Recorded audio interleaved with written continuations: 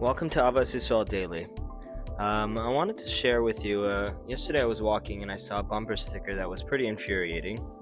It said Free Palestine, and in the middle it had a picture of Anne Frank.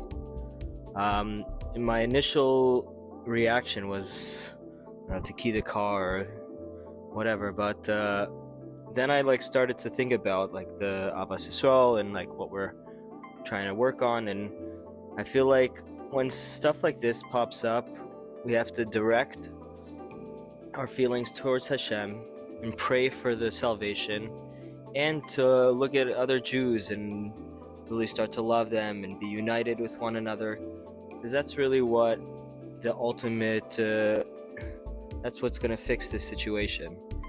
So we need to be together, and every time we're divided, we're just giving power to the other side. Alright, let's continue. Brotherly love.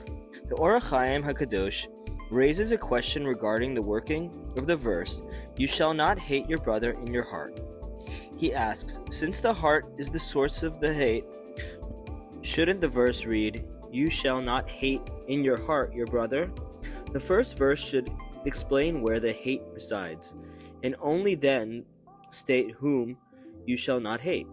He explains, one may think that hatred means a very strong and burning emotion of total dislike, to the point of physical reaction. The Torah is teaching us that this is not so. Any negative feelings one has towards his fellow is hate, even if it is merely less than the love one has for a brother. Therefore, immediately after the Torah mentions the word hate, the Torah adds the extent of this prohibition, and that is anything less than one's love for his brother. The Mesilas Yesharim makes this point as well. He writes that when we have an argument with a friend and then forgive him, the Yetzer Hara always tries to convince us that we shouldn't love him as much as we did previously. It's enough that we aren't enemies. This is wrong. In his words, the Torah tells us, "Ve'ahavta l'recha kamocha," you shall love your fellow as you love yourself, without any difference, without any deviations, without any tricks or gimmicks, like yourself literally. Many people have different interpretations of what is considered brotherly love.